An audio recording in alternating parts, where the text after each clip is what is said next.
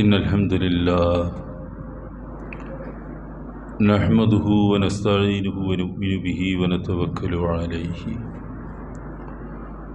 ونعوذ بالله من شرور أنفسنا ومن سيئات أعمالنا من يهده الله فلا مضل له ومن يضلل فلا هادي له وأشهد أن لا إله إلا الله وأشهد أن محمدا عبده ورسوله أرسله بالهدى ودين الحق ليظهره على الدين كله ولو كره المشركون اللهم صل على محمد وعلى آل محمد كما صليت على إبراهيم وعلى آل إبراهيم اللهم بارك على محمد وعلى آل محمد كما باركت على آل إبراهيم إنك حميد مجيد أما بعد فإن خير الحديث كلام الله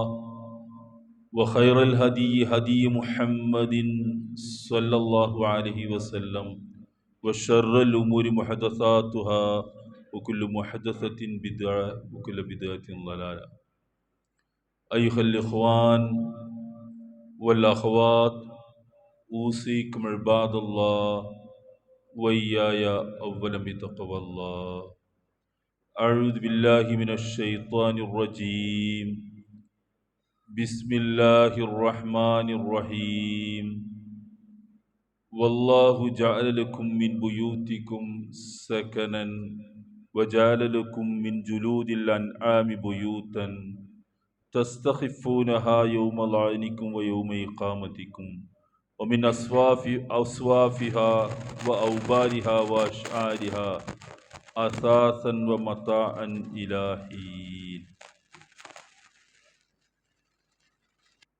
ആദരണീയരായ മുസ്ലിം സഹോദരന്മാരെ, സഹോദരിമാരെ,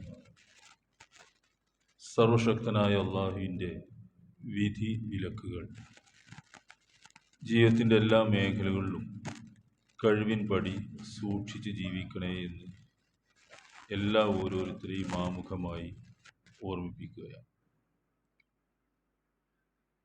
ഈ ഭൂമിയിൽ ജീവിക്കുന്ന മനുഷ്യരെ സംബന്ധിച്ച് വളരെ പ്രധാനപ്പെട്ട ഒരു കാര്യമാണ് താമസിക്കാൻ ഒരു വീടും സൗകര്യവും ഉണ്ടായിരിക്കുക എന്നത്.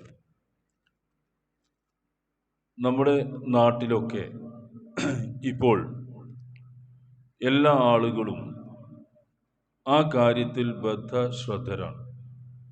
എന്ന് പറഞ്ഞാൽ സ്വന്തമായി വീട് വേണം, അത് സൗകര്യത്തിൽ വേണം, നന്നായി വരും തലമുറക്കും പിന്നെ ഉള്ള തലമുറകൾക്കുമൊക്കെ ജീവിക്കാവുന്ന വിധം അതിൻ്റെ എല്ലാ മേനിയോടും കൂടി അഴകാർന്ന നല്ല ഭവനങ്ങൾ ഇപ്പോൾ പൊതുവെ ആളുകളുടെ ഒരു സ്വപ്നമാണ്. അതിനാണ് നമ്മൾ ജീവിതത്തിലെ വലിയൊരു സമ്പാദ്യം നീക്കി വെക്കുന്നതും വിനിയോഗിക്കുന്നതുമൊക്കെ. വിദേശ രാജ്യങ്ങളിലൊക്കെ പോയി ജോലി ചെയ്യുന്ന ആളുകൾ, അവരെ അന്വേഷിച്ചാൽ അവിടെ വലിയൊരു സ്വപ്നം നാട്ടിലൊരു വീടുണ്ടാക്കുക എന്നതാണ്. ഇതങ്ങനെ ഒരു രീതിയാണ് ഇപ്പോഴുള്ളത്. ഒരു വീട് എല്ലാവർക്കും ആവശ്യമാണ്. ഇസ്ലാം അത് അംഗീകരിക്കുന്നു, അതിൽ താല്പര്യവും കാണിക്കുന്നു. എന്താണ് ഇസ്ലാം സങ്കല്പിക്കുന്ന, നമ്മളുടെ മുമ്പിൽ വെക്കുന്ന വീടും അതിൻ്റെ അന്തരീക്ഷവും എന്താണ്? അത് വിശുദ്ധ ഖുർആനും തിരുനബി സല്ലല്ലാഹു അലൈഹി വസല്ലമയും അതിൻ്റെ എല്ലാ വിശദാംശങ്ങളോടും കൂടി നമ്മൾക്ക് പറഞ്ഞു തരുന്നുണ്ട്. വീടിനെ സംബന്ധിച്ച് അറബിയിൽ ഉപയോഗിക്കുന്ന വാക്ക് മസ്കൻ എന്നാണ്. എല്ലാവർക്കും അറിയാം ആ വാക്ക്, ചിലപ്പോൾ മസ്കൻ എന്നാണ്. ഈ പദത്തിനർത്ഥം ശാന്തിയുള്ള ഒരു വീട് എന്നാണ്. ആ വാക്കിനർത്ഥം ശാന്തി ഭവനം എന്നാണ്. ഒരു ശാന്തിയുള്ള സമാധാനമുള്ള ഇടം എന്നാണ് വീടിന് അറബിയിൽ ഉപയോഗിക്കുന്ന വാക്ക് തന്നെ. ഈ സക്കൻ, മസ്കൻ എന്നൊക്കെ പറയുന്ന വാക്ക് ഖുർആനിൽ വേറെ ഒന്ന് ഉപയോഗിച്ചിട്ടുള്ള രാത്രിയെ സംബന്ധിച്ചാണ്. വജഅലൽ ലൈല സകനൻ ലക്കും, രാത്രിയെ നിങ്ങൾക്ക് സമാധാനത്തിന്റെ ഒരു സമയമാക്കി നിശ്ചയിച്ചിരിക്കുന്നു എന്ന്. അത് നമ്മൾക്ക് മനസ്സിലാക്കാവുന്ന ഒരു കാര്യമാണ്. പകലിന്റെ ബഹളമയമായ അന്തരീക്ഷമൊന്നുമില്ലാതെ ശാന്തതയുള്ള സമാധാനമുള്ള ഒരു അന്തരീക്ഷമാണ് രാത്രി. ആ രാത്രിയെയും അതേ വാക്ക് ഉപയോഗിക്കുന്നു. വീടിനെയും സമാധാനത്തിന്റെ ഇടം എന്നാണ് അതിന് അറബിയിൽ ഉപയോഗിക്കുന്ന വാക്ക് തന്നെ.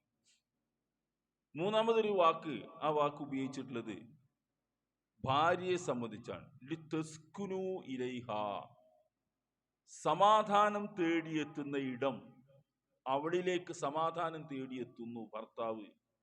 നേർക്കുനേർ അതിൻ്റെ അർത്ഥം അങ്ങനെ തന്നെയാണ്. ഭർത്താവ് വീട്ടിലേക്ക് ചെല്ലുന്നത് സമാധാനം തേടി ഭാര്യയുടെ അടുക്കിലേക്ക് എത്തുന്നു എന്നാണ് ഖുർആന്റെ പ്രയോഗം. അപ്പൊ ഈ മൂന്നും ഒരേപോലെ ബന്ധപ്പെട്ട് നിൽക്കുന്ന വാക്കുകളാണ്. സെക്കൻ എന്ന വാക്കാണ് അതിന്റെ അടിസ്ഥാനം. ഭാര്യ ഒരു സമാധാനത്തിന്റെ കേന്ദ്രമായിരിക്കണം.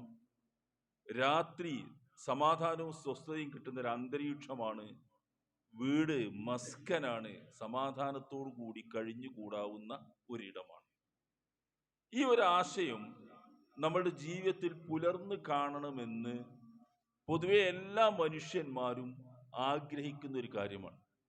എല്ലാവർക്കും വീട് വേണം, സമാധാനത്തോടു കൂടി കഴിയണം, കുടുംബത്തിലെ അംഗങ്ങളൊക്കെ വളരെ ഐക്യത്തിലും ഇണക്കത്തിലും ഒക്കെ കഴിയണമെന്നാണ്. ഇപ്പൊ കേരളത്തിന്റെ ഒരു സാഹചര്യം വിലയിരുത്തി നോക്കിയാൽ നിങ്ങൾക്കറിയാം, ഈ ഉപയോഗിക്കുന്ന വീടുകളും ഉപയോഗിക്കാതെ കിടക്കുന്ന ധാരാളം വീടുകളുമുണ്ട്, ആൾപ്പാർപ്പില്ലാതെ. അത് ഇവിടുത്തെ ഒരു സാഹചര്യം സൃഷ്ടിച്ച വിഷയമാണ്. ഏതായാലും അങ്ങനെയൊക്കെയാണ് നമ്മുടെ അവസ്ഥ. ഈ വീട് സമാധാനത്തിൻ്റെതാകണം എന്ന് വിശുദ്ധ ഖുർആൻ പറയുന്നത്, വല്ലാഹു ജഅല ലക്കും മിൻ ബുയൂത്തിക്കും സകന, അള്ളാഹു നിങ്ങൾക്ക് നിങ്ങളുടെ വീടുകളിൽ സമാധാന അന്തരീക്ഷം നൽകിയിരിക്കുന്നു എന്നാണ്. വീട്ടിൽ ചെന്നാൽ ഒരു സമാധാനം കിട്ടണം, അത് എല്ലാ അംഗങ്ങൾക്കും സമാധാനം കിട്ടണം. ഭാര്യക്കും ഭർത്താവിനും മക്കൾക്കും മാതാപിതാക്കൾക്കും ഒക്കെ, മുതിർന്നവർക്കും ഇളയവർക്കും ഒക്കെ സമാധാനം കിട്ടുന്ന ഒരു ഇടം എന്ന നിലക്ക് ഒരു മസ്കനായി വീട് മാറണമെന്നാണ്. ഈ വീടിന്റെ ഒരു സൗകര്യം നമ്മൾക്കറിയാം, വളരെ സുരക്ഷിതത്വമായൊരു ഇടമാണത്. ഒരു മനുഷ്യന് ഏറ്റവും സുരക്ഷിതത്വമുള്ള ഇടം തൻ്റെ വീടാണ്. സ്ത്രീകളെ സംബന്ധിച്ച് പ്രത്യേകം ഖുർആൻ എടുത്തു പറഞ്ഞൊരു കാര്യം, വഖർന ഫീ ബുയൂതികുന്ന വലാ തബറുജന തബറുജൽ ജാഹിലിയത്തുൽ ഊലാ, സ്ത്രീകളെ നിങ്ങളുടെ വീടിനകത്ത് ഒതുങ്ങി കഴിയുക, താമസിക്കുക, അവിടെ നിങ്ങൾ ഒതുങ്ങി കഴിയുക. വലാ തബറുജന തബറുജൽ ജാഹിലിയത്തുൽ ഊലാ, ഇസ്ലാമിന് മുമ്പുണ്ടായിരുന്ന ജാഹിലിയ കാലത്തെ പോലെ നിങ്ങൾ സ്വതന്ത്രമായി പുറത്തിറങ്ങി നടക്കരുത് എന്നാണ്. അത് ഇസ്ലാമിന്റെ ഒരു നിർദ്ദേശമാണ്, ഖുർആൻ പറഞ്ഞ കാര്യമാണ്. തബറുജ് എന്നതുകൊണ്ട് ഈ അവരുടെ സൗന്ദര്യമൊക്കെ പ്രകടിപ്പിച്ചുകൊണ്ട് എന്ന അർത്ഥമുണ്ട് അതിന്. ആ രീതിയിൽ വീടിന് പുറത്ത് നിങ്ങൾ അങ്ങനെ നടക്കേണ്ടതില്ല. നിങ്ങൾക്ക് സ്വസ്ഥമായ ഇടം വീടാണ്. വഖർന ഫീ ബുയൂതികുന്ന, നിങ്ങൾ നിങ്ങളുടെ വീടുകളിൽ ഒതുങ്ങി നിൽക്കണമെന്നാണ്. അവരുടെ ആവശ്യങ്ങൾക്കൊക്കെ പുറത്തു പോകാം, പക്ഷെ അവരുടെ കേന്ദ്രം വീടാണ്. അത് നമുക്ക് ഏതാണ്ടൊക്കെ ഉൾക്കൊള്ളാൻ ഇന്നത്തെ നമ്മൾ ലിബറൽ സംസ്കാരത്തിൽ നല്ല പ്രയാസം ഉണ്ടാവും. പക്ഷെ ഇസ്ലാം അങ്ങനെയാണ് അതിന് പറയുന്നത്. സ്ത്രീകളെ പരിചയപ്പെടുത്തിയെടുത്ത് ഖുർആൻ നബി പറഞ്ഞൊരു വാക്ക്, വൽ മർഅതു റാഇയത്തുൻ ഫീ ബൈതി സൗജിഹാ വമസ്ഊലത്തുൻ അൻഹാ, സ്ത്രീ റാഇയത്തുൻ ഫീ ബൈതി സൗജിഹാ, തന്റെ ഭർത്താവിന്റെ വീട് ഭരിക്കുന്നവളാണ്. സ്ത്രീയെ പറ്റി പറഞ്ഞെടുത്ത് വീട് ഭരിക്കുന്നവളാണ് അവള്. മസ്ഊല, അതിനെ സംബന്ധിച്ച് പരലോകത്ത് വരുന്ന ചോദ്യം സ്ത്രീയോടായിരിക്കുമെന്നാണ്. നമ്മൾ പറയുന്നത് പോലെ പറഞ്ഞാൽ ആഭ്യന്തരമായിട്ട് വീട്ടിന്റെ കാര്യങ്ങളൊക്കെ ശ്രദ്ധിക്കേണ്ടത് സ്ത്രീകൾ തന്നെയാണ്. ഖുർആനും ഹദീസും അങ്ങനെയാണ് അത് പഠിപ്പിക്കുന്നത്. അല്ലാത്ത അതിന്റെ ബാഹ്യമായ മേഖലകളുണ്ട്, അതിന്റെ സാമ്പത്തിക കാര്യങ്ങൾ, പൊതുഭരണം, നമ്മൾ പറയുന്ന പൊതുഭരണം, നേതൃത്വം ഒക്കെ പുരുഷന്റേതാണ്. അപ്പൊ സൂചിപ്പിക്കുന്നത് മനുഷ്യ ജീവിതത്തിൽ സുപ്രധാനമായ ഒരു പങ്ക് വഹിക്കുന്ന ഭാഗമാണ് അവന്റെ വീട് എന്ന് പറയുന്നത്. ആ വീട് നല്ല സൗകര്യമുണ്ടാകണം, ഒക്കെ നമ്മൾക്ക് ആവശ്യമാണ്. പക്ഷെ ഈ ബാഹ്യമായ അതിന്റെ കെട്ടിടമല്ല വീട് എന്ന് പറയുന്നത്. നല്ല വീടുകൾ നമ്മൾ കാണാറുണ്ട്. കമനീയം എന്ന് എന്തെല്ലാം വിശേഷിപ്പിക്കാമോ ആ യോഗ്യതകളൊക്കെ ഉള്ള ചമഞ്ഞണിഞ്ഞൊരുങ്ങി നിൽക്കുന്ന വീടുകൾ. പക്ഷെ അതിന്റെ അകത്ത് താമസിക്കുന്ന ആളുകൾക്ക് മസ്കൻ എന്ന ആ വീടിന്റെ പേരുണ്ടല്ലോ, സെക്കൻഡ് സമാധാനം എന്ന് പറയുന്നത് അടുത്ത് പോലും എത്തുന്നുണ്ടാവില്ല ചിലപ്പോൾ. എന്നാൽ അത്രയൊന്നും സൗകര്യമില്ലാത്ത വീടുകൾ താമസിക്കുന്നവരുണ്ട്. അവർക്ക് മസ്കനാണത്, അവർക്ക് സമാധാന ഗേഹമാണത്. ആ പേര് അങ്ങനെയാണ് ഖുർആൻ ഉപയോഗിക്കുന്നത്. ഇപ്പൊ റസൂൽ സല്ലല്ലാഹു അലൈഹി വസല്ലം താമസിച്ചിരുന്നത് നിങ്ങൾ നോക്കൂ, റസൂലിന് വീടില്ലായിരുന്നു. വിശുദ്ധ ഖുർആനിൽ ഒരു സൂറത്തുൽ ഹുജറാത്ത് എന്നാണ്. ഹുജറാത്ത് എന്നാണ് ആ സൂറത്തിന്റെ പേര്. ഇന്നല്ലദീന യുനാദൂനക മിൻ വറാഇൽ ഹുജറാത്തി. ഹുജറാത്ത് എന്ന് പറഞ്ഞാൽ അർത്ഥം റൂംസ് എന്നാ, റൂമുകൾ, മുറികൾ. അള്ളാഹുവിന്റെ റസൂലിൻ്റെത് വീടല്ലായിരുന്നു, റൂമുകളായിരുന്നു. റസൂലുള്ളാഹിന്റെ പള്ളി, മദീനത്തെ പള്ളി, ആയിഷ അള്ളാന്റെ റസൂലിന്റെ ഖബർ നിൽക്കുന്ന ആയിഷ അള്ളാന്റെ വീട് റൂമായിരുന്നു. ആ ഭാഗത്ത് 3 റൂമുകളാണ്, 3 ഭാര്യമാരുടെ റൂമുകളാണ് ഉണ്ടായിരുന്നത്. പിൻഭാഗത്ത് വേറെ 3 റൂമുകളുണ്ട്, വേറെ അടുത്തടുത്ത് വേറെയും റൂമുകൾ. ഹുജറാത്ത് ആയിരുന്നു അള്ളാഹുവിന്റെ റസൂൽ ഉണ്ടായിരുന്നു, വീടില്ലായിരുന്നു. ഈ ഖുർആനിൽ ഈ പരാമർശം വന്നത് ഈ മദീനത്തിൽ നിന്ന് പുറത്തു നിന്ന് വന്ന ചില ഗ്രാമീണനായ അറാബികൾ എന്ന് പറയും, ബതുക്കൾ എന്നൊക്കെ നമ്മൾ പറയുന്ന ആളുകൾ. അവർക്ക് ഈ പെരുമാറ്റ മര്യാദകളൊന്നും അറിയില്ല. അവര് റസൂലിന്റെ അടുക്കൽ വന്നിട്ട് റസൂൽ വീട്ടിൽ വിശ്രമിക്കുന്ന സമയത്ത്, അല്ലെങ്കിൽ ആ റൂമിൽ വിശ്രമിക്കുന്ന സമയത്ത് വളരെ ഉച്ചത്തിൽ വിളിച്ച് യാ മുഹമ്മദ്, മുഹമ്മദ് എന്നാ വിളിക്കുക, റസൂലുള്ളാഹി ഒന്നും വിളിക്കില്ല, യാ മുഹമ്മദ് എന്നിട്ട് ഉറക്കെ ഉച്ചത്തിൽ വിളിക്കുവര്.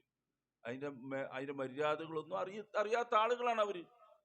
നബിനെ തന്നെ ദേഷ്യം പിടിപ്പിക്കുന്ന രീതിയിലാണ് വിളിക്കുക. അപ്പോൾ ഖുർആൻ അതിനെ പറ്റി പറഞ്ഞു, ആ റൂമുകൾക്ക് അപ്പുറത്ത് നിന്നെ വിളിക്കുന്ന ആളുകൾ അക്സറുമില്ലായ്ക്ക് വിവരമില്ലാത്തവരാണ് എന്ന് പറഞ്ഞു. അപ്പൊ അവിടെ ഉപയോഗിച്ച വാക്ക് ഹുജറാത്ത്, മുറികൾ, റൂമുകൾ എന്നാണ്. അപ്പൊ റസൂലിന്റെ വീട് അതായിരുന്നു. ആ വീടുകളിലെ ഓരോ റൂമുകളിൽ ഓരോ ഭാര്യമാർ താമസിക്കുന്നു. റസൂൽ അദ്ദേഹത്തിന്റെ ദിവസം അനുസരിച്ച് ആ വീടുകളിൽ പോകുന്നു. അതാണ് റൂം. ഈ വീട് നമ്മൾക്കൊരു സമാധാനം നൽകുന്ന കേന്ദ്രമായി മാറണം. ഇത് നിർമ്മിക്കുന്നിടത്ത് മുതൽ തുടങ്ങുന്നു നമ്മളുടെ പ്രശ്നങ്ങൾ. അതാണ് നമ്മൾ അറിയേണ്ട വിഷയം. ഒരു വീട് നിർമ്മിക്കുന്നത് മുതൽ നമ്മളുടെ ആളുകൾ വിശ്വാസപരമായിട്ടുള്ള പ്രശ്നങ്ങൾ ഉണ്ടാകുന്നു, അല്ലാത്ത പ്രശ്നങ്ങൾ വേറെയും ഉണ്ടാകുന്നു.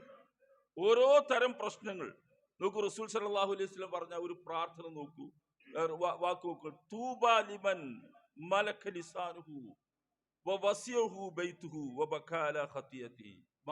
റിപ്പോർട്ട് ചെയ്യുന്ന ഒരു ഹദീസാണ്. തന്റെ നാവ് നിയന്ത്രിക്കാൻ കഴിയുന്ന ആളുകൾക്ക് എൻ്റെ മംഗളാശംസകൾ, വിജയാശംസകൾ. സ്വന്തം നാവ് നിയന്ത്രിക്കാൻ കഴിയുന്ന ആളുകൾക്ക് എൻ്റെ വിജയാശംസകൾ. രണ്ടാമത് പറഞ്ഞത് വവസിയഹു ബൈതുഹു, അവന്റെ വീട് വിശാലമായി കിട്ടിയ ആളുകൾക്കും മംഗളാശംസകൾ. വബകാ അലാ ഖതിയതിഹി, മൂന്നാമത് പറഞ്ഞത് തെറ്റുകളെ ഓർത്ത് കരയാൻ കഴിയുന്ന ആളുകൾക്കും എന്നാണ്. ഈ 3 വിഭാഗം ആളുകൾക്കും എൻ്റെ മംഗളാശംസകൾ ഞാൻ നേരുന്നു, വിജയാശംസകൾ നേരുന്നു എന്നാണ്. ഇതിലാദ്യം പറഞ്ഞത് നാവ് നിയന്ത്രിക്കുന്ന ആളുകൾ എന്നാണ്. വളരെ കുറച്ച് ആളുകൾക്ക് സാധിക്കുന്ന ഒരു കാര്യമാണത്. പല ആളുകൾക്കും ചില സന്ദർഭങ്ങളിലൊന്നും ഒട്ടും നിയന്ത്രിക്കാൻ കഴിയില്ല. പക്ഷെ അത് നിയന്ത്രിക്കാൻ കഴിയുന്നുണ്ടോ അവർക്ക് വലിയ വിജയമുണ്ട്, മംഗളമുണ്ട് എന്നാണ്. അതിലൊന്ന് നമ്മുടെ ഈ ഹദീസുമായി ബന്ധപ്പെട്ട് അത് വീട്ടിനകത്താണ്. വീട്ടിനകത്ത് നാവ് നിയന്ത്രിക്കാൻ കഴിയണം. നോക്കൂ, നമ്മുടെയൊക്കെ വീട്ടിനകത്തുള്ള ചില പ്രശ്നങ്ങളൊക്കെ നമ്മൾ സ്വന്തം ഒന്ന് ആലോചിച്ച് നോക്കിയാൽ മതി. ആ പ്രശ്നം വളരെ നിസ്സാരമായിരിക്കും, ചെറുതായിരിക്കും, ഒരു ഗൗരവവും ഉണ്ടാവില്ല. ആരെങ്കിലും ഒരാളുടെ വാക്കിൽ വരുന്ന, നാവ് നിയന്ത്രിക്കാത്തതിന്റെ പേരിൽ വരുന്ന ഒരു സംഭവമായിരിക്കും. അതിന്റെ എല്ലാ കലാശവും കഴിഞ്ഞ് ഒഴിഞ്ഞിരുന്ന് ശാന്തമായിട്ടൊന്ന് ചിന്തിച്ചു നോക്കുമ്പം നമ്മൾക്ക് ചിരിച്ചു പോകും. നമ്മൾ എന്തിനാ പോയി ചെയ്തു നോക്കിയത്? ഈ ബഹളമൊക്കെ കഴിഞ്ഞിട്ട് ഒന്ന് ശാന്തമായിട്ട് ഏതെങ്കിലും ഒരു മൂലയിലിരുന്ന് ഒന്ന് ഒഴിഞ്ഞിരുന്നാൽ അപ്പൊ അറിയാം നമ്മളിപ്പോ എന്താ ചെയ്തതെന്നുള്ളത്. ഇതൊക്കെ നമ്മൾ തന്നെയാണോ ചെയ്തതെന്നുള്ളത്. അപ്പൊ നാവ് നിയന്ത്രിക്കുക. രണ്ടാമത്തത് വീട് വിശാലമായി കിട്ടുക എന്നാ. ഇതിന്റെ അർത്ഥം വലിയ കെട്ടിടം ഉണ്ടാക്കുക എന്നല്ല. വലിയ കെട്ടിടമുള്ള വീട് എന്നല്ല. വലിയ ഹാളുകൾ ഉണ്ടാവുക എന്നല്ല. എത്ര ചെറിയ വീടാണെങ്കിലും അതിനകത്തൊരു വിശാലത ഉണ്ടാവണം. ആ വിശാലത അതിനകത്ത് ജീവിക്കുന്ന ആളുകളുടെ പെരുമാറ്റത്തിൽ നിന്നും ഇടപാടുകളിൽ നിന്നുണ്ടാകുന്ന വിശാലതയാണ്. ആ വിശാലതയാണ് ഈ പറയുന്നത്. അല്ലാതെ വീടിന്റെ വലുപ്പത്തെ പറ്റിയല്ല.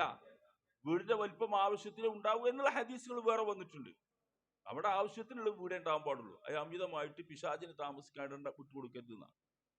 അപ്പൊ വസിയ ബൈത്തു പറഞ്ഞ വീട് വിശാലമാവുക, അതിന്റെ അകത്ത് താമസിക്കുന്ന ആളുകളുടെ പെരുമാറ്റത്തിലുള്ളത്. മൂന്നാമത് പറഞ്ഞൊരു കാര്യം, തന്റെ വീഴ്ചകളുടെ പേരിൽ അള്ളാഹുവിനെ ഓർത്ത് കരയുക. അള്ളാഹുവിനെ ഓർത്ത് കരയുക ഇത് പരമപ്രധാനമാണ്. നമ്മൾക്ക് നമ്മളുടെ ജീവിതത്തിൽ സംഭവിക്കുന്ന വീഴ്ചകൾ ചെറുത് വലുതൊക്കെ സംഭവിക്കും. ആരും സംഭവിക്കാത്തതൊന്നും ഉണ്ടാവില്ല. ഈ സംഭവിക്കുന്ന വീഴ്ചകൾ ശാന്തമായിട്ടിരിക്കുമ്പോൾ, നമ്മളുടെ തിരക്കുകളിൽ നിന്നും ബഹളിൽ നിന്നൊക്കെ മാറി ശാന്തമായിട്ടിരിക്കുമ്പോൾ അത് തെറ്റാണ് എന്നെങ്കിലും സമ്മതിക്കാനുള്ള മനസ്സ് വേണ്ടേ നമ്മൾക്ക്? ഞാൻ ആ ചെയ്തത് ഒരു വേണ്ടാത്തതാണ്, അങ്ങനെ സംഭവിച്ചു എൻ്റെ ജീവിതത്തിൽ. ചില സന്ദർഭങ്ങളിൽ ചില പ്രേരണകൾ, കോപം, ഇതൊക്കെ വരുന്നതാണ്, നമ്മൾക്കൊക്കെ വരും ഇതൊക്കെ. പക്ഷെ ഒഴിഞ്ഞിരിക്കും. അത് കഴിഞ്ഞാലെങ്കിലും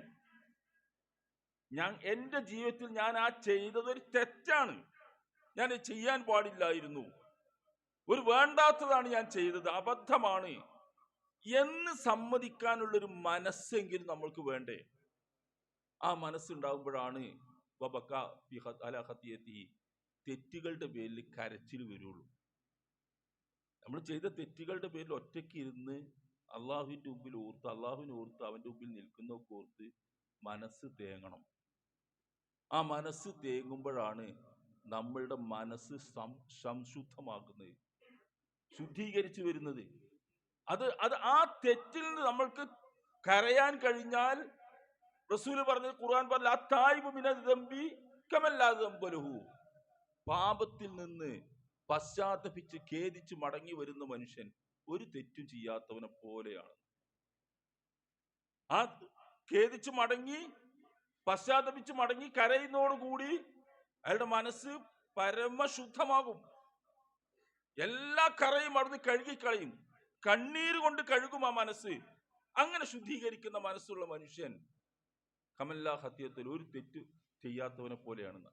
ആ അവസ്ഥയാണ്. അപ്പൊ ഈ പറഞ്ഞ കാര്യങ്ങൾ വീട്ടിനകത്ത് നല്ല നിലക്ക് നടക്കുമ്പോഴാണ് ഈ കാര്യങ്ങളൊക്കെ ഉണ്ടാകുന്നത്. നബി സല്ലല്ലാഹു അലൈഹി വസല്ലം പറഞ്ഞൊരു കാര്യം നിങ്ങൾ ആലോചിച്ച് നോക്കൂ. ഈ വീടിനെ പറ്റി പറഞ്ഞെടുത്ത്, സലാമത്തു റജുലി ഫിൽ ഫിത്നതി അൻ യുൽസമ ബൈതു.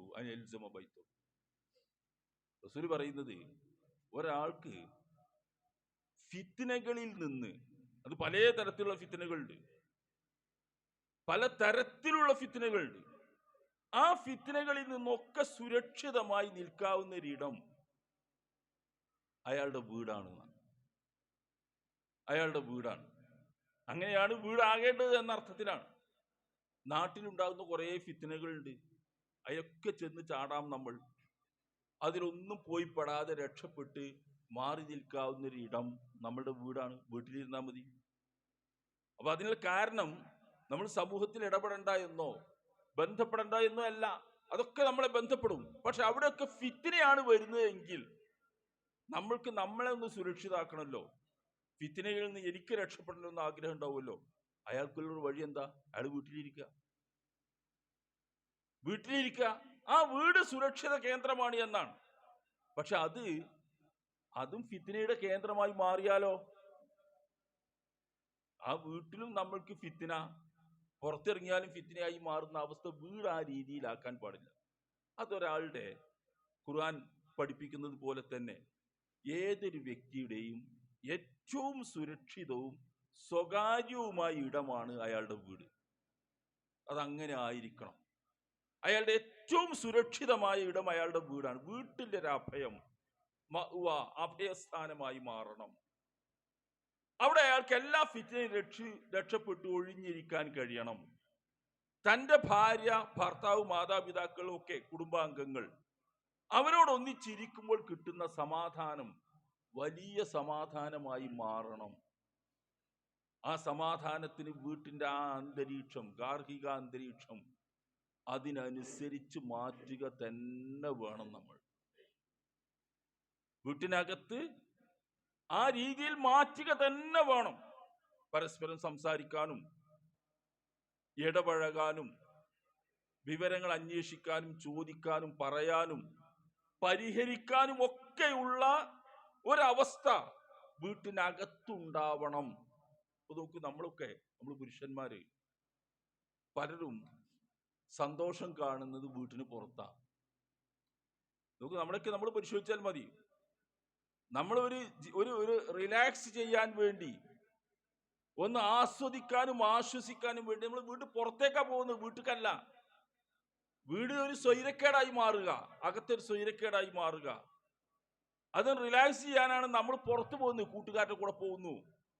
വീട്ടുകാരെ ഒഴിവാക്കിയാ പോവാ. വീട്ടുകാരെ ഒഴിവാക്കിയാണ് പോകുന്നത്. വീട്ടുകാർ കൊണ്ടുപോയാൽ അതും പ്രശ്നമാണ് എന്നാണ് നമ്മളുടെ വെപ്പ്. ആ രീതിയിലേക്ക് മാറിപ്പോവുകയാണ്. ഇപ്പോഴൊക്കെ സ്ത്രീകളുടെ ഇടയിൽ വലിയൊരു പ്രവണത, ട്രെൻഡ് നിങ്ങൾ ശ്രദ്ധിച്ചിട്ടുണ്ടാവുമല്ലോ. നമ്മുടെയൊക്കെ സ്ത്രീകളാണ്, വീട്ടിലുള്ള നമ്മളെ സ്ത്രീകൾ തന്നെ. അപ്പൊ അവരൊക്കെ ഇടയിലുള്ള ട്രെൻഡ് അവർ ചെയ്യുന്നത് ഭർത്താവിനെ ഒഴിവാക്കുക. മാറ്റല്ല, ഭർത്താവിനെ ഒഴിവാക്കി ഏതെങ്കിലും പരിപാടിക്കൊക്കെ പോവുക. അത് ഹറാമാണ്, തെറ്റാണോ എന്നല്ല. പക്ഷെ അവർ ചിന്തിക്കുന്ന ഒരു കാര്യം എന്താ അറിയോ?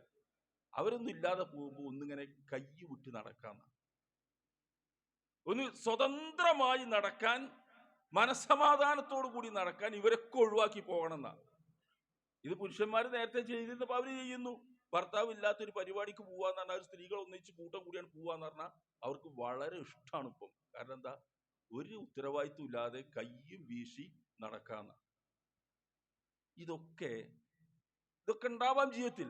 പക്ഷെ നമ്മൾ കാണേണ്ട ഒരു ഭാഗം, നമ്മുടെ വീട്ടിനകത്തുള്ള അംഗങ്ങൾക്ക് തമ്മിൽ നല്ല മനസ്സമാധാനവും നല്ല മസ്കൻ എന്ന് ഖുർആൻ ഉപയോഗിച്ച സമാധാന ശാന്തി ഭവനം എന്ന് പറഞ്ഞ ആ പേര് വീടിനിട്ടിട്ടുണ്ടല്ലോ. ആ അവസ്ഥ വീട്ടിനകത്ത് നടത്താൻ നമ്മൾ ശ്രമിക്കണം. വിശുദ്ധ ഖുർആൻ പറഞ്ഞേ, വല്ലാഹു ജഅല ലക്കും മിൻ ബുയൂത്തിക്കും സകന. അള്ളാഹു നിങ്ങൾക്ക് നിങ്ങളുടെ വീടുകളിൽ സമാധാനം നിശ്ചയിച്ചിരിക്കുന്നു. വീടിനകത്തൊരു സമാധാന ഗേഹമാക്കണം. നമ്മളെല്ലാവരും ശ്രദ്ധിച്ചെങ്കിൽ തന്നെ അത് നടക്കുകയുള്ളൂ. ഒരു മെമ്പർ മാത്രം ശ്രമിച്ചാൽ നടക്കുന്നതല്ല. പരസ്പരം ആ ധാരണ ഉണ്ടെങ്കിൽ വീടൊരു സമാധാന ഗേഹമാക്കി മാറ്റാൻ കഴിയും. ആ കാര്യങ്ങൾ ശ്രദ്ധിക്കുക. അള്ളാഹു നമ്മൾക്ക് തൗഫീഖ് ചെയ്യുമാറാവട്ടെ.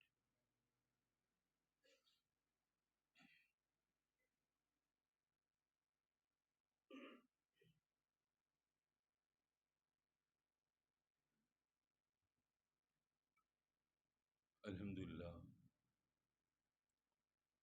വസ്സലാത്തു വസ്സലാമു അലാ റസൂലില്ലാഹ് വഅലാ ആലിഹി വസഹ്ബിഹി അജ്മഈൻ.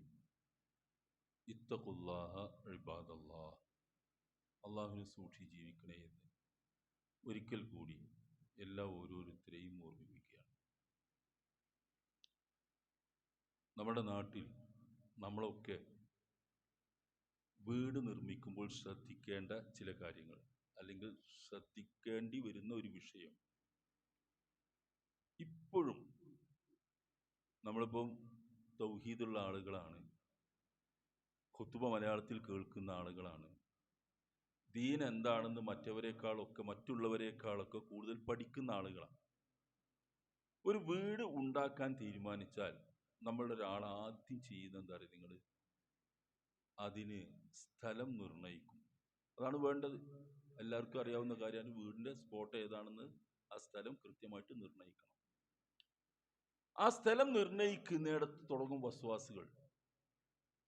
ഒരു വീടുണ്ടാക്കാൻ സ്ഥലം നോക്കണം എന്ന് പറഞ്ഞാൽ നമുക്കറിയാം, എല്ലാവർക്കും അറിയാം, ഇവിടുത്തെ എല്ലാ കുട്ടികൾക്കും അറിയാം.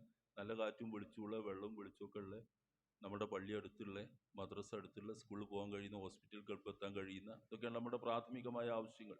യാത്രാ സൗകര്യങ്ങളുള്ള ഇങ്ങനെയൊക്കെയുള്ള ഒരു സ്ഥലം വീടായിരിക്കണം എന്നുള്ള അവർക്കൊക്കെ ആഗ്രഹമുണ്ട്. എല്ലാവർക്കും അങ്ങനെ ആയിക്കോളും. എന്നാലും എത്തിപ്പെടാവുന്ന ഒരു ദൂരത്ത് ഇതൊക്കെ ഉണ്ടാവണം. ഇതൊന്നും ഇല്ലാത്തൊരു കാട്ടുമുക്കിൽ പോയി നിന്നാൽ നമ്മുടെ കാര്യങ്ങളും ദീനിയായ കാര്യങ്ങളും കുട്ടികളെ പഠിപ്പിക്കുക ഒക്കെ ശരിയാണ്. പക്ഷെ ഒരു വീടുണ്ടാക്കാൻ തുടങ്ങിയാൽ ആദ്യം നമ്മൾ ആരെ വിളിക്കുന്നവരെ നിങ്ങൾ ഒരാശാരിനെ വിളിക്കും, ഒരു തങ്ങളെ കൊണ്ടുവരും. ഇതിൻ്റെ സ്പെഷ്യലൈസ് ചെയ്ത ചില തങ്ങന്മാരുണ്ട്, അവരെ കൊണ്ടുവരും. എന്നിട്ട് സ്ഥാനം എന്ന് നമ്മൾ നല്ല നിലക്ക് പറയുന്ന വാക്ക് കുറച്ചുകൂടി നിഗൂഢമാക്കി പറയും, നമ്മൾക്കാർക്കും മനസ്സിലാവാത്ത പോലത്തെ സ്ഥാനം നോക്കുക എന്ന് പറയും. എന്താണ് ഈ സ്ഥാനം നോക്കല്? സ്ഥാനം നോക്കുക എന്ന് പറഞ്ഞാൽ നമുക്ക് മനസ്സിലാവും, എല്ലാവർക്കും മനസ്സിലാവുന്ന മലയാളമാണത്. അപ്പൊ സംഗതിയിൽ അതിൽ നിഗൂഢതയൊന്നുമില്ല. ആ വീട് വെക്കേണ്ട സ്ഥാനം ഏതാന്ന് നിർണയിച്ചാൽ മതി, അതിൽ പ്രശ്നമില്ല. അതൊന്നുകൂടി നിഗൂഢമാക്കും, നമുക്ക് ആർക്കും മനസ്സിലാകാത്തൊരു സാധനമാക്കി മാറ്റി വരുന്ന ആള് സ്ഥാനം നോക്കുക എന്നറിയും. അപ്പൊ നമുക്ക് എന്തോ മനസ്സിലാകാത്ത വേറെന്തോ നോക്കാൻ അവിടെ ഉണ്ട് എന്ന് തെറ്റിദ്ധരിക്കുകയാണ്. എന്നിട്ട് ഇപ്പൊ ഒരു വീടുണ്ടാക്കാൻ നിങ്ങൾക്കറിയാം, ഈ കുട്ടികൾക്കൊക്കെ അറിയാം, ഒരു കമ്പ്യൂട്ടർ ഉണ്ടായാൽ അതിൻ്റെ എല്ലാ പ്ലാനും എസ്റ്റിമേറ്റും കുറഞ്ഞ നേരം കൊണ്ട് അവർ ശരിക്കും ഉണ്ടാക്കി വീടാക്കി കാണിച്ച് അത് താമസിക്കാൻ തുടങ്ങുമ്പോൾ എങ്ങനെ ഇരിക്കും, അതിൻ്റെ റൂം, സിറ്റ് ഔട്ട്, എല്ലാ ഭാഗവും കൃത്യമുണ്ടാക്കി പൂർണ്ണമായാൽ എങ്ങനെ ഇരിക്കുമെന്ന്, ഫിനിഷ് ചെയ്താൽ എങ്ങനെ ഇരിക്കുമെന്ന് നമുക്ക് ഇങ്ങനെ കാണിച്ചു തരും. ആ റൂമിലൊക്കെ ഒന്ന് പോയി നോക്കുകയും ചെയ്യാം, നമുക്ക് ആ മോണിറ്ററിൽ ഇങ്ങനെ നോക്കിയിട്ട് ഇങ്ങനെ പോയി നോക്കാം. അത്ര സൗകര്യമുള്ള കാലം. പക്ഷെ അത് നമ്മൾ ആശ്രയിക്കില്ല. നമ്മുടെ മനസ്സിൽ വസ്വാസ് കയറുകയാണ്. തങ്ങളെ വിളിക്കാതെ കുറ്റിയടിച്ചാൽ പ്രശ്നമാണ്, ഇപ്പോഴും പ്രശ്നമാണ്. ഈ അടുത്ത ദിവസവും ആളുകൾ ചോദിക്കുന്ന സംശയമാണത്. ആശാരിനെ വിളിക്കാൻ എന്താ ഈ ആശാരിക്ക് ഇതിലുള്ള പങ്ക്? അയാൾ സ്ഥാനം നോക്കും. എന്തായി സ്ഥാനം? സ്ഥാനം നമുക്ക് മനസ്സിലാകാത്തൊരു കോലത്തിലാക്കി മാറ്റുക. എന്നിട്ട് ഇയാൾ എന്താ ചെയ്യുന്നത്? നിങ്ങളൊരു വീടിന് കുറ്റടിക്കുന്നത് ശ്രദ്ധിക്കുക. എന്താ ചെയ്യുക? ഇയാൾ ഇങ്ങനെ നോക്കും. ആ 10 സെന്റ് 15 സെന്റ് ഭൂമിയിൽ, അല്ല 5 സെന്റ് ഭൂമിയിൽ നോക്കും. വളരെ എന്തോ ആവാഹിച്ചെടുക്കുന്നത് പോലെയാണ് ഇയാൾ നോക്കുക. എന്താ നമ്മളെ കണ്ണുകൊണ്ട് കാണുന്നതന്നെ അയാൾക്ക് കാണുള്ളൂ.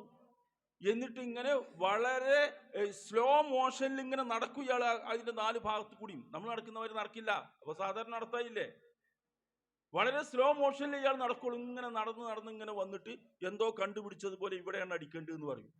എന്ത്? ഒന്നുമില്ല. എന്നിട്ട് നമ്മുടെ കാശ് വാങ്ങും. ആ അടിക്കുന്നതിനെ സംബന്ധിച്ച് അങ്ങനെ അടിക്കുന്ന അവർ പറയുന്ന മുഹൂർത്തത്തിൽ, ഈ ആശാരി പറയുന്ന മുഹൂർത്തത്തും സമയം നോക്കി അടിച്ചിട്ടില്ലെങ്കിൽ ഒരുപാട് വിപത്തുകൾ വരാനിരിക്കുന്നു എന്ന് നമ്മളെ പറഞ്ഞ് പേടിപ്പിക്കും. ഒന്നും വരാനില്ല.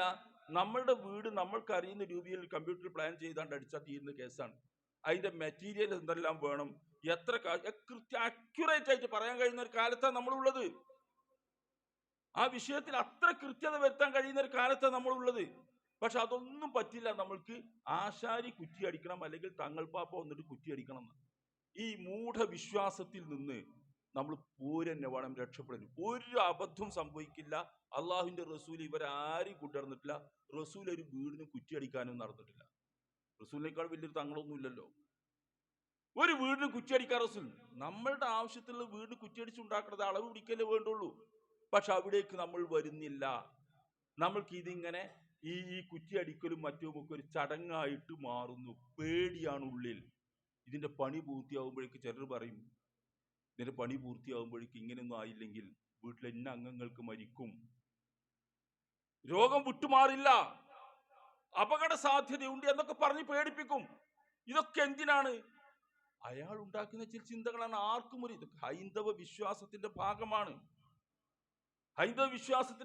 ഇതൊക്കെ അവരുടെ വിശ്വാസം വെച്ച് പരിശോധിച്ച് നോക്കുക. ഒക്കെ അവർ ഇങ്ങോട്ട് കയറി വന്നാണ്. ആ കയറി വന്ന് നോക്ക്. റസൂല് പറഞ്ഞു, മൻ അതാ അറാഫൻ ഔ കാഹിനൻ ഫസദ്ദഖഹു ബിമാ യഖൂൽ ഫഖദ് കഫറ ബിമാ ഉൻസില അലാ മുഹമ്മദ് എന്നാണ്. ഇങ്ങനെയുള്ള ജ്യോത്സ്യന്മാരെയും കണക്ക് നോക്കുന്നവരെയും ഈ പറഞ്ഞതൊക്കെ അതിന്റെ ഭാഗമാണ്. ഇത്തരം ആളുകളെ സമീപിച്ച് അവര് പറയുന്നത് വിശ്വസിച്ചാൽ ഫഖദ് കഫറ ബിമാ ഉൻസില അലാ മുഹമ്മദ്, മുഹമ്മദ് നബിക്ക് ഇറക്കിയ സന്ദേശത്തിൽ, വിശുദ്ധ ഖുർആനിൽ അല്ലെങ്കിൽ ഇസ്ലാമിക സന്ദേശത്തിൽ കഫറ, അവൻ അവിശ്വസിച്ചിരിക്കുന്നു എന്നാണ്. നമുക്ക് ധൈര്യമുണ്ടോ നോക്കൂ നിങ്ങൾ. നമ്മൾക്ക് വീടുണ്ടാക്കുമ്പോൾ, നമ്മുടെ മക്കൾക്ക് വീടുണ്ടാക്കുമ്പോൾ ധൈര്യമുണ്ടോ? ഇതൊക്കെ ഒഴിവാക്കി മാന്യമായിട്ടൊരു എഞ്ചിനീയറെ കൊണ്ടുവന്ന് അതിന്റെ കണക്കും കുത്തൊക്കെ എടുത്തിട്ട് വീടുണ്ടാക്കാൻ അപ്പോഴേക്ക് വസ്വാസ് വരും. അപ്പൊ അമ്മായിമ്മ പറയും ഇങ്ങനെയാണെന്ന്, ബാപ്പ പറയും ഇങ്ങനെ എന്ന് പറയും, മറ്റവൻ പറയും ഇങ്ങനെ. അപ്പോൾ അവരെയൊക്കെ തൃപ്തിപ്പെടുത്തണ്ടേ? അങ്ങനെ ചെയ്താൽ റസൂൽ പറഞ്ഞ എന്താ അറിയോ? ലാ യഖ്ബലുല്ലാഹു ലഹു സ്വലാത്ത അർബഈന യൗമ. ഒരു വിശ്വാസമൊന്നുമില്ല, എന്നാലും അവർക്കൊക്കെ വേണ്ടി വെറുതെ ചെയ്തതാണെങ്കിൽ അവന്റെ 40 ദിവസത്തെ നമസ്കാരം സ്വീകരിക്കൂല. 40 നേരമല്ല, 40 ദിവസത്തെ നമസ്കാരം സ്വീകരിക്കൂലെന്ന്. ഇതൊക്കെയാണ് നമ്മളുടെ ചുറ്റുപാടിൽ ഈ വിഷയത്തിൽ ഇപ്പോൾ നടക്കുന്ന ചില കാര്യങ്ങൾ. ശ്രദ്ധിക്കുക. നമ്മൾക്ക് ഇതിലൊക്കെ മതമുണ്ട്. ആ മതം വിട്ട് കളിക്കാതിരിക്കാൻ ശ്രദ്ധിക്കുക. ദീനിന്റെ അടിസ്ഥാന ആശയങ്ങൾ തെറ്റിപ്പോകാതെ എല്ലാ കാര്യങ്ങളും ശ്രദ്ധിച്ച് ജീവിക്കാൻ ശ്രമിക്കുക. അള്ളാഹു സുബ്ഹാനഹു വ തആല നമ്മൾക്കതിന് തൗഫീഖ് ചെയ്യുമാറാവട്ടെ. അല്ലാഹുമ്മ ഗ്ഫിർ ലിൽ മുഅ്മിനീന വൽ മുഅ്മിനാത്ത് വൽ മുസ്ലിമീന വൽ മുസ്ലിമാത്ത് ഇന്നക മുജീബു ദഅവാതി യാ ഖാദിയൽ ഹാജാത്ത്. اللهم اعز الاسلام والمسلمين